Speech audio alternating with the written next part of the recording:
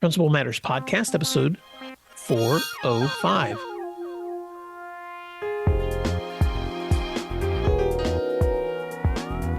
Hi, friends. This is Will Parker, host of Principal Matters, the School Leaders Podcast, where each week we bring you inspiring, innovative, and imaginative ideas for your own school leadership. And this week, I'm with my special guest, Anne-Marie Maw, as we talk about building capacity in your leadership. Anne-Marie Maw is a returning guest, an educator who has worked in schools for over 25 years as a classroom teacher, school leader across a range of schools in Australia. Currently, she's the principal of St. Agatha's Primary School in the northeast suburbs of Brisbane, which is the capital of the state of Queensland in Australia. She also regularly contributes to Principal Matters newsletters and is the founder of Hey Hands Up, a website dedicated to raising the profile and capacity of educators. You can follow her work or find out more about her professional development offerings at heyhandsup.com. Anne-Marie Maw, welcome back to Principal Matters Podcast. Wow, we were trying to decide offline when that last episode was, and you said it was like 2021, wasn't it? I think it might have been, Will. It was definitely in the middle of COVID. And I remember we were talking, and I was right at the start of my principalship, and it was pretty wild time back there. But it's been a couple of years, definitely, Will. Well, why don't you fill in the gaps on that intro and tell listeners something else they may be surprised to know about you? You're an educator, but you're also a person. I am also a person, believe it or not. I'm a person first, educator second, but I do absolutely love my job. I'm 4.5 years into being principal here at St. Agatha's, still my first ever principal role. I'm still loving it. I am still here, which is wonderful. Some other things about me: in my spare time, I'm a Pilates enthusiast. I absolutely love doing Pilates, and I am actually considering doing a Pilates instructor's course because I love it so much. And, you know, it's the teacher in me. What can I say? And then as well as that, since last time we spoke, I became a dog mum. So I've got a beautiful little cavoodle puppy named Brooklyn, and he is just the absolute joy of my life and the world's most spoiled dog. So they're the gaps for My me. goodness. Well, you're going to have to send me a photo of your puppy if you don't mind us putting it For with the show sure. notes, because in fact, Mark Juretz was the last Australian education leader I had on the show, and he also was celebrating his dog. So this is becoming a trend in my friends on the other side of the world. First of all, Anne-Marie, we're going to be recording this at a time when listeners will probably hear this in the summer, my summer. So just so that the rest of the world learns what Will's learning, what is it like in July where you live compared to where? Because here it's hot and we're in the middle of break. So, but what's it like for you and your education friends on the other side? Absolutely. July in Australia. Well, I'm quite lucky where I live in Brisbane because it's pretty much beautiful weather all round, lovely and sunny. So in winter, we wear jumpers and jackets, but there's definitely no snow. And yeah, it's sort of right in the middle of the year around July. It doesn't tend to rain. It's quite dry here in Brisbane. It does rain in summer though. So while you're enjoying your summer break, when we have summer in Brisbane, it's very, very hot, very, very humid, and it builds up usually to a storm most afternoons. So July's lovely, I must admit. It's a beautiful time of year here in Brisbane. Well, I live in the heartland of the US, which is in the summers not lovely. It is humid, it is hot, it is everyone just heads for the mountains or tries to get as far north as they can. So now I know where I should be, which is in Yep. Brisbane, if I want to be in a place that's lovely in the summer. Tell us more about your school. And we're going to jump into just a moment the conversation about building capacity and leadership. But first, tell us some of the happenings from your school community you're most proud of, and tell us some more about what it's like to be a student where you serve. Thank you. Well, since we talked last time, Will, I think last time we were, because we were during COVID, we weren't able to have parents on site. It was very locked down. which was very difficult because as a community-minded person, I absolutely love having families together at our school. So now that the world's opened up again, our school community is really shining. We are who we are. And who we are here at St. Agatha's is a school of 350 children from prep, so they're approximately 5 years old, through to our year sixes, which is about 12 years old. The school community itself is one that is just like a big family. We are so welcoming. Everyone knows everyone. We have first generation, second generation, third generation families coming through our school, which is wonderful. Things I'm really proud of here. I'm really proud of the way that we've been able to connect back again after everything that's happened over the last few years. Having parents on site, having members of the community come in, share stories, join. It's just a great place to be. All of the children play together. We have minimal behaviour problems here at the school. Everyone genuinely looks out for each other. Things I'm proud of at this school, this is going to sound weird, but I am so proud of the fact we're just a big bunch of learning nerds. We love learning at St. Agatha's. Our staff are just incredible. They are so interested in their careers. They're so interested in the education of students. Our parents are very interested as well. We have great support when our parents come to parent workshops or education sessions. The children themselves are just incredible. My poor front office secretary, I think it does her head in because children are always knocking at her front office saying, can I make an appointment with Miss Maw? I've got an idea. And those ideas build into things from putting on school plays, talent shows, cupcake stalls to raise money for animal shelters, cookie stalls, bake sales, all of the ideas you can imagine. It is just the best. It is the best, most wonderful place to be. Oh my goodness, Anne-Marie. So I'm going to pause for a second because this is the 405th episode that I have recorded. And I think you're the first guest who's ever said we are a big bunch of learning nerds. And I love that because there's just something so joyful about being in a place where people are so curious and so hungry and where you have permission to be a learning nerd. And so that just makes me so happy. And it also makes me happy of how connected your community and your parents are and your students are to bringing you ideas, and how open you are to, like, because they know if there's something that we haven't done before, Miss Ma will listen to us and we can consider adding something new to our school community. For sure. I have to admit, though, Will, I've got a little group of year 3 boys at the moment who they asked if they could start a ninja club. And I said, all right, tell me more about that. And they said, oh, we're going to be like throwing stars, and we've got swords. And anyway, I didn't want to disappoint them, but I was also thinking, safety. And I said, how about each of you invite one friend and we can do a trial run in our hall next Friday lunchtime. Let's have a little look at how it goes. And it ended up just being a group of 10 of them having the best time with these little plastic swords that they brought and things like that. Anyway, in my mind, I'm thinking there is no way we can do this as a club. And I said, you know what, boys, I think that you're having a great time. How about we keep this as what we call a closed club? So just the 10 of you each week, I'll supervise. You can come in here and have a good time. Oh, there's so much wisdom in that. You encouraged them to beta test the idea, and then found a way to use the experience to limit the exposure to anyone that might end up getting injured. So well done, Anne-Marie. Let's talk for a little bit about your passion to build capacity and the people you love so much, your fellow educators, and also about the reason I brought you back to the show is because you and I have stayed connected. We've corresponded, we've talked offline in the last several years, and I have just so appreciated your commitment to ongoing growth. And so now, 4.5 years into this work, I can call you a seasoned leader. And I just want to ask you, what are some of the ideas or experiences that have helped you grow as a leader?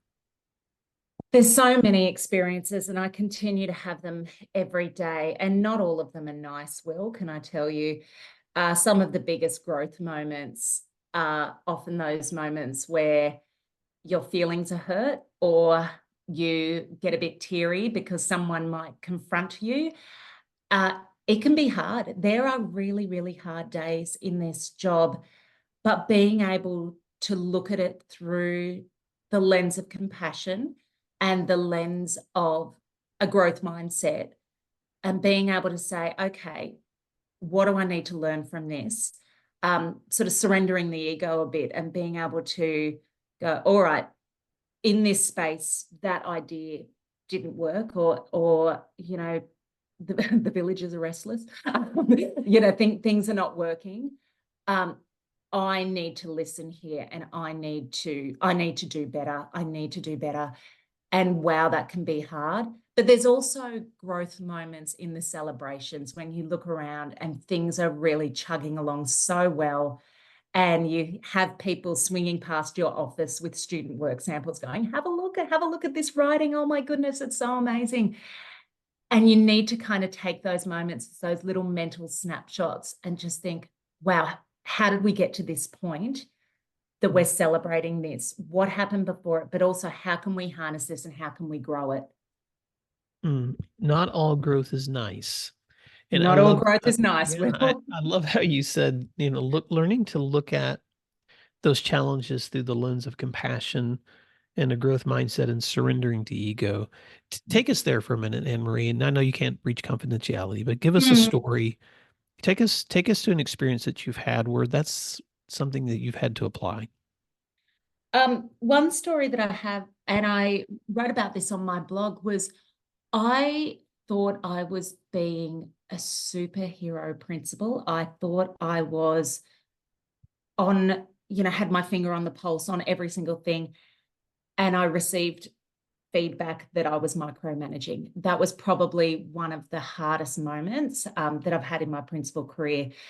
Um, I would go and visit people's classrooms in the morning. Right, how's that child going? I saw them in the playground, and I'm concerned that they had a fight with their friend, or how's that person's reading level. And I realized while I was coming in very passionate and gung ho and really feeling like I was this Cape Crusader, knowing my superpower was knowing every single thing about every single person, um, that was putting so much pressure on people. They felt that they couldn't breathe. They felt that I was micromanaging every single step along the way. And so um, I must admit there were tears. I did have a bit of a cry when I received that feedback. It was really, really hard. And it took me a good week to process. And after that, I thought, okay, what do I need to do? And I had a chat to a few of the people at work and just said, what do I do here? I thought I was doing the right thing. And they said, it's coming from a good place, Anne-Marie. It really is, but it's just killing us. You've just got to back off a bit. And so what I ended up doing, which sounds quite funny, in my mind, I felt like I was slacking off. I actually took a couple of steps back. I did not quiz people about every single child in every single class. And all of a sudden that opened some space, and people were coming to me rather than me, making a beeline for them. I'm sure some people would have turned off their lights and hidden their classrooms when they saw me coming because, oh God, here she comes again. But all of a sudden people were either walking past my office, or if I was just doing a bit of a round of the playground, they'd come over and say, hey, can I just share this story with you? Or I just want some advice. I had to let people come to me a bit because I wasn't opening up that opportunity for them. Oh my gosh, Anne-Marie, thank you so much for that story. And I want to just sit here for a few moments because I want to reflect on that. And I'm just thinking for a second about the difference between a young coach and an older coach. Let's talk about athletics. And you'll notice in older, wiser, experienced coaches that they, and again, this is not a blanket. This doesn't maybe apply for everyone, but there's a lot of wisdom in taking a step back and watching quietly, assessing what's going on, deciding when to speak, when to provide input, but then letting the things in front of you play out. Because if you tried to speak to every single thing that you saw that needed to be addressed in a moment like that, you would overwhelm your players, because no one ever operates perfectly or in complete sync. So what I hear you saying is that, and I wrote this down, I created more space for my team members, which then gave them permission to come to me when they needed feedback. And so it wasn't that you still weren't aware. It wasn't that you were any less concerned. It wasn't that you still weren't engaged and observing. You still knew what was going on, but you quieted yourself as a leader long enough so that they could do the work. And then when they were ready with a question or a concern, they were coming to you with that openness. And so instead of running from you, they were actually coming to you. What a great lesson for leaders. But what else would you add to that?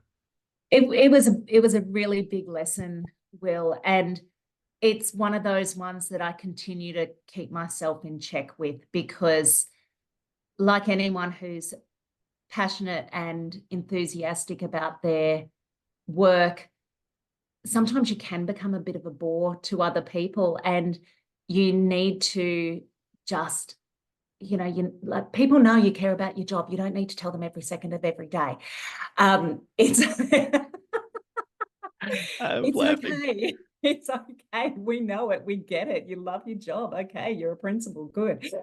But I think that we do need to just give a bit of space, allow people to have those bad days and not have to be a fixer, be a listener rather than a fixer, and guide people to help them find the answers in themselves that work for them, and trust and be that, I guess, that safety net if they come and see you and go, oh my goodness, Anne-Marie, I tried this and it just, did not work. That's okay. That's all right. Let's talk through it. All right.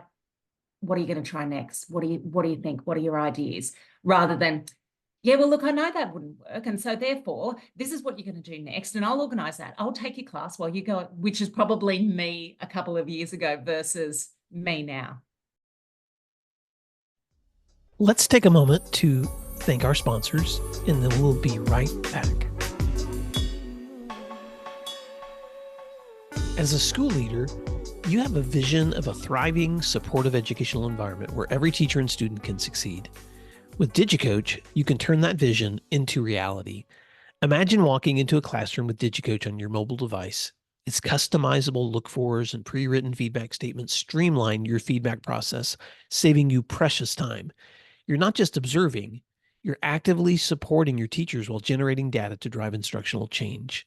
With the new coaching plan feature, you can effortlessly document action plans and coaching conversations. This ensures every teacher is supported and you can track their progress related to your campus goals. DigiCoach empowers you to customize the platform to fit your specific needs, reinforcing your vision at every step. And when you need support, the DigiCoach team becomes your team, with consulting efforts focused on realizing your organization's goals. By using DigiCoach, you lead your school to remarkable progress. Ready to turn your vision into reality? Visit digicoach.com and tell them that Will Parker sent you. Everyone talks about the power of data-driven instruction, but what does that actually look like? Look no further than IXL, the ultimate online learning and teaching platform for K-12. IXL gives you meaningful insights that drive real progress, and research can prove it. Studies in nearly all 50 states show that schools that use IXL outperform other schools on state tests. Educators who use IXL love that they can easily see how their school is performing in real time to make better instructional decisions. And IXL doesn't stop at just data. IXL also brings an entire ecosystem of resources for your teachers with a complete curriculum, personalized learning plans, and so much more. It's no wonder that IXL is used in 95 of the top 100 school districts. Ready to join them? Visit IXL.com/PM to get started. Wow, there's so much wisdom in that. And I'm so glad you shared that, Anne-Marie. I want to also stay here a little bit longer, but from the perspective of the aspiring leader or the new leader that's stepping into this work, um, give us a little bit more feedback in terms of what you would be saying to that. If you could go back and talk to the younger Anne-Marie who's stepping in, what would you tell her? And what would you tell someone else who may be listening to this who's stepping into a new work? Oh, look, just the words calm down come to mind. Just calm down. um, I sort of think as a new leader, and for anyone who's a new leader, you might be, coming in operating at a 10 because you're so excited. Give some space. You're only one person within that big group. Yes, you're the leader at the school, being a principal or an assistant principal or a curriculum leader, but you need to give a bit of space to breathe. And I think it was Jethro Jones who spoke about you're coming into a new school. It's your chapter 1. It's someone's been at the school 5 years. It's their chapter 5. You're a new character entering into this story.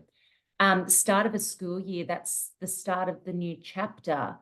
Some of the characters might be the same, some might be different.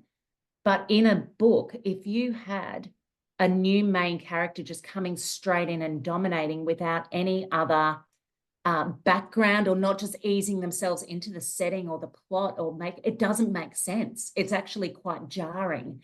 And so I think as a new leader, really be aware of where you are, who you are, and the people around you, because you're part of a school community. A school does not exist unless there is more than one person there. The other advice and feedback I'd give for new leaders is be kind. Just be kind to everyone, and that includes yourself. You won't have all the answers. Be kind to yourself. Don't beat yourself up about it. It's okay to say, I don't know. It's okay to say, can you just give me a bit of time to think about that? As a new leader, I thought I had to have all the answers 3 days before people needed them. But now I find myself saying more often than not, can I just think about that? Can we have another conversation about that tomorrow, just while I've got a bit of processing time? That really helps. Mm. Be aware of where you are, who you are, and be kind to everyone, and that includes yourself. Man, Anne-Marie, this is so golden. I want to, I'm going to probe a little bit because I know you wrote about this recently in one of your posts. Talk to me about why you also have a motto of remembering we're human. I just think it's important to remember that we're all human here. As a school leader, you're a human being. As I said earlier, you're a human first and an educator second. That parent coming across the playground, making a charge for you because they want to talk about something that happened with their child, they're a human first, they're a parent second. So we all need to remember that we might not always approach things the best way possible. We might sometimes be acting out of emotion. We only ever see 10%, that analogy of the iceberg. And there are days where we have people, students, from the youngest student in your community right through to members of staff and members of the community and our families, who they're just trying to hold together that 90% under the surface. And what we see is the 10% above, which might be someone absolutely blowing their stack because the photocopier is out of paper. We know it's not about the photocopier being out of A3 paper. We know that. There's something so much more there. And I think whilst we expect people to maybe see us as human, we have to see other people as human as well. And as humans, we are flawed. As humans, we are amazing. As humans, we are growing and changing every single day. Thank you for that. I want to talk also about your new, I'm going to call it project, because this is something that you've been committed to now for quite a while, which is why I have begun to include some of your articles in the Principal Matters newsletter. And for any listeners out there, shameless plug, if you don't subscribe to the newsletter that comes with this podcast, then just go to williamdparker.com and go down to the bottom of the page. There's a place where you can subscribe for the newsletter. And each week you get a summary of the show, but you also get additional bonus material. And from Principal Matters associates, friends of mine who also create content. And Anne-Marie Maw is one of those people. So, Anne-Marie, talk about what motivated you to begin writing and contributing regularly to conversations about building capacity in educators. Yeah.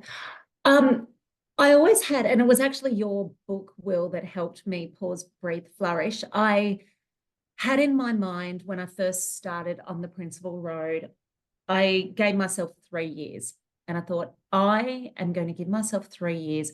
And at the end of this 3 years, if I am still working ridiculous hours and feeling like my heart is in my throat every day and not being able to sleep or whatever it might be, if I'm feeling like that after 3 years, this is not the job for me. And it really kept me in check, Will, because it was coming up to the 2-year mark and I'm like, oh, okay, oh, better get this together.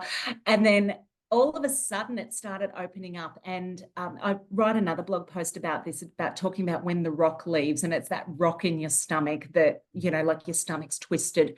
All of a sudden that started disappearing.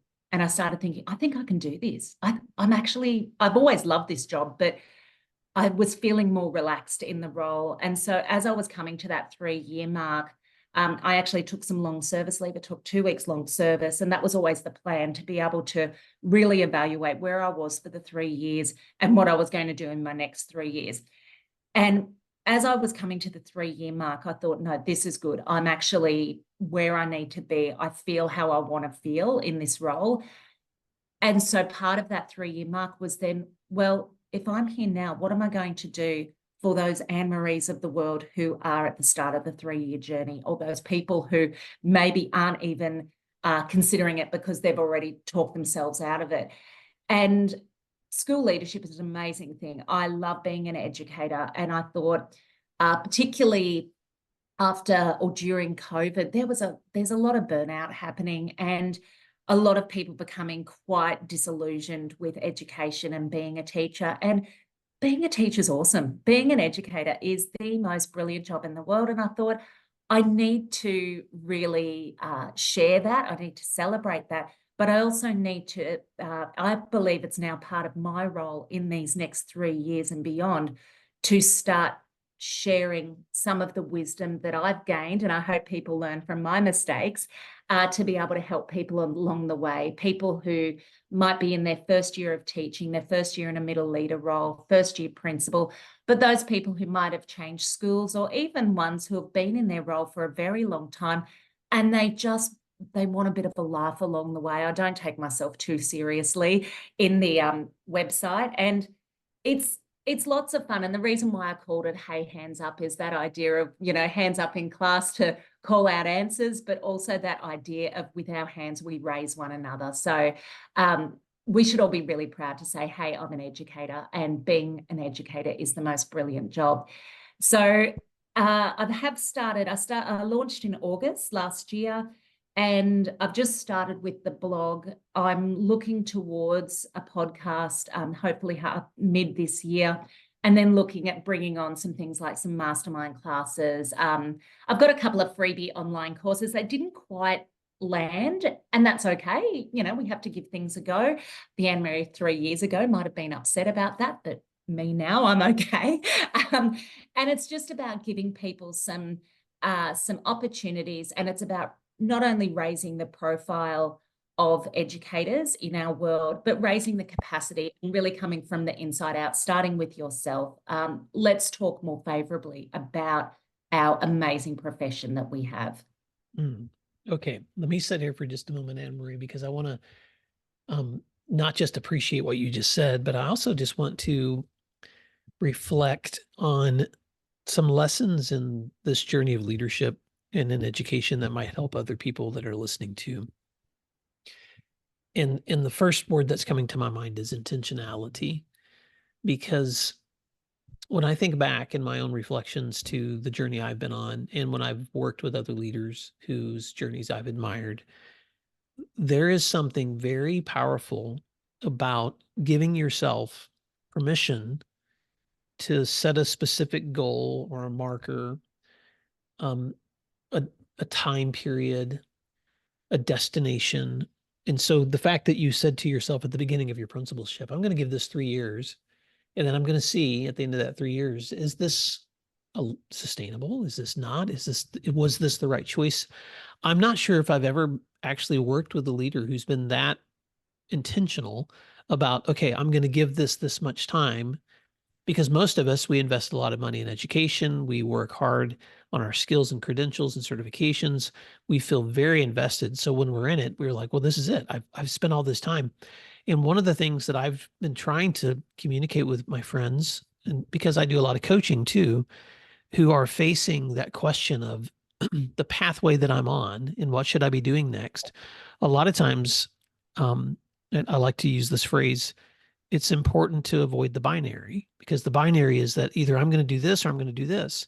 And what you're giving yourself is permission for what I call the complexity, which is permission to go, okay, I'm going to try this for this set amount of time. And then I'm going to take a step back and ask myself, is it working? And if it's not, where can I tweak it, or where can I go? And in your case, not only did you say, I've found a place now where I feel comfortable and where I feel like I'm flourishing, but then you were intentional again by saying, now I'm going to set a new goal, which is communication. So Principal Matters listeners, I hope I'm being clear that, and I don't know a better way to say it than this, that you typically achieve more when you set intentional goals.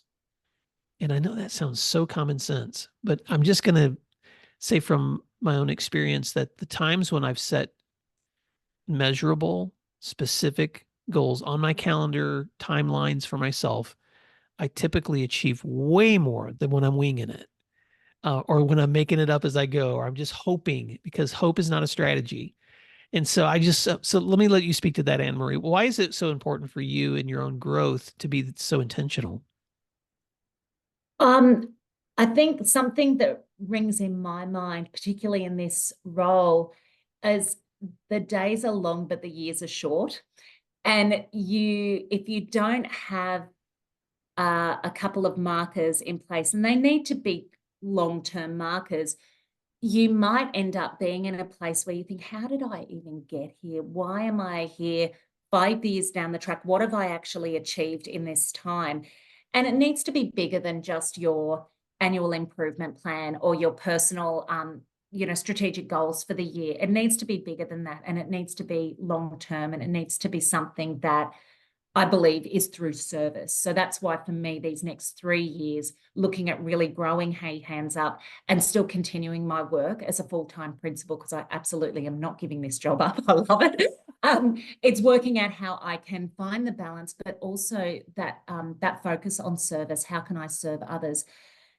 I don't think a year is long enough. I often joke with people, particularly our graduates or brand new leaders, I'll say, use I'm new for a good 12 months, right up until that last day of your first year. Keep saying I am new, because that's true. You're new. You haven't lived that year before. And to make a decision based on 6 months or 12 months, I just don't think you've given it enough time. You haven't been able to really sink into it and be able to really evaluate where you are. As I said to you before, even at that 2-year mark, I started panicking a bit, going, oh my gosh, I've only got a year left. I don't know if I'm ready to give this up, but I can't keep operating the way I'm operating. And so subconsciously, you're making those little micro changes towards what you really want. And for me, I really wanted to keep going in this job. And so the subconscious in me started making some changes, started looking at my boundaries, started really reflecting on feedback to give me what I ultimately wanted, which was to remain in this role. Wow. Okay, Anne-Marie, I'm expecting a book on this at some point. Subconsciously, you make those micro changes to achieve what those outcomes are that you really want to reach. It's so rich. Let's wrap this up, Anne-Marie, because I want listeners to stay connected with you and not just enjoy this conversation. So, what are some parting words of advice or any additional thoughts that you wanted to add to today's conversation? And then how can listeners stay connected and learn more about what you're doing? No, thanks, Will. I think my parting words would be, I just made a little note earlier when we were talking, and I think be boldly compassionate. As a school leader, you are human, and you really need to look at one another in that human experience and be incredibly kind. But I think compassion is deeper than that. Be boldly compassionate. You do need to be courageous as a leader, and you do need to be bold. And sometimes you need to have those hard conversations. You might need to make a decision that could get some pushback. But if you are boldly compassionate, you will listen to people along the way. And whilst you might not be changing the direction, you will support people to come with you. So if people are looking for me, and as always, if there's anyone who has particular topics that they would like me to write a little reflection on or anything like that, either get in contact with Will, because I am a contributor to the Principal Matters newsletter, but also you can find me on heyhandsup.com, or main focus for me is LinkedIn. I'm a really passionate LinkedIn user. So Anne-Marie Maw, so it's ANNE-MARIE, and then last name's Maw, MAW, and that's at LinkedIn. And you can also follow Hey Hands Up at LinkedIn as well.